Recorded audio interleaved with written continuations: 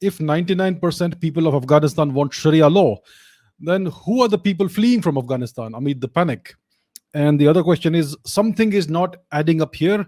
If the Afghan people are in favor of Sharia law and Taliban, then why are thousands fleeing and more waiting to leave the country?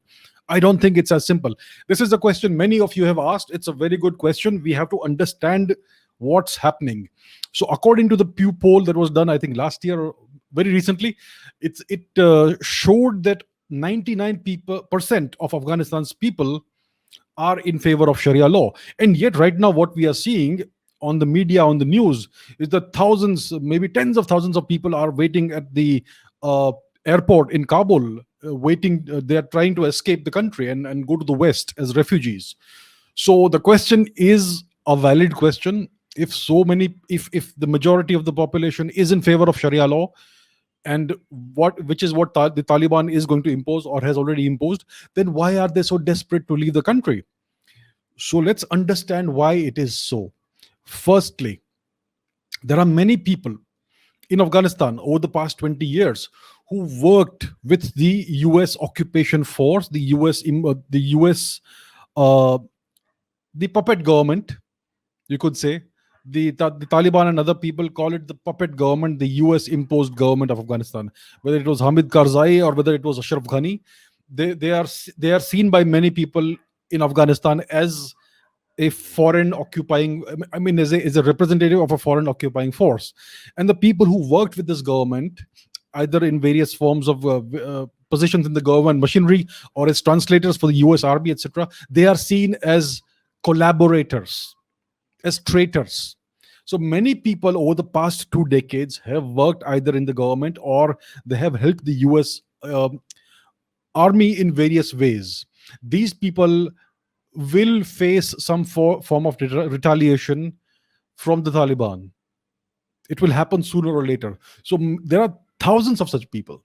So they all want to leave the country. There are many people, especially the English speaking elite, the 1% of the 1%, who are seen as collaborators, whether they are people who have worked in the various universities in US led universities in Afghanistan, etc., the academic class, etc. They all are seen as collaborators by the Taliban. They could face repercussions. And that's why they also want to leave the country, right? And then there is also the fact that Afghanistan is a very poor, war torn country. There is no infrastructure. There is almost no future in the next 20 years. It's going to take at least 2 decades to rebuild the country to some semblance of normalcy. It's a country that has been under foreign occupation. It has been at war either with occupying forces or with itself since 1979, right? It's been decades. So it's a country where the prospects are very bleak. So people want to leave the country not because there is Sharia law in Afghanistan now, but because they seek a better future in the West. They are leaving as economic refugees, right? These are economic migrants. They seek a better life in the West or in India or somewhere else, anywhere but Afghanistan. The situation is so bad. It's not about Sharia law. It's about the fact that Afghanistan has been turned into a hellhole by various forces over the decades.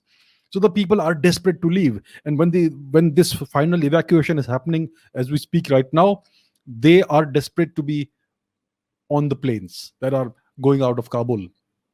So that's what's happening. And the fact is that the media is only focusing on what's happening at Hamid Karzai International Airport in Kabul. It's not focusing on the rest of the country where people are just sitting tight. And there's no desperation, there's no exodus from anywhere else.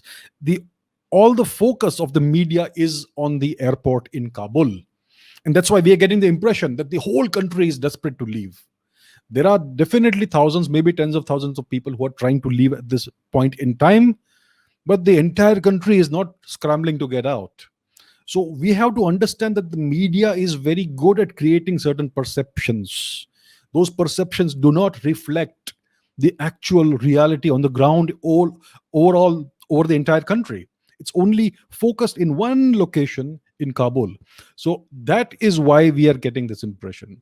But it is certainly true, according to this poll, that the majority of the population, 99% or more, want Sharia law.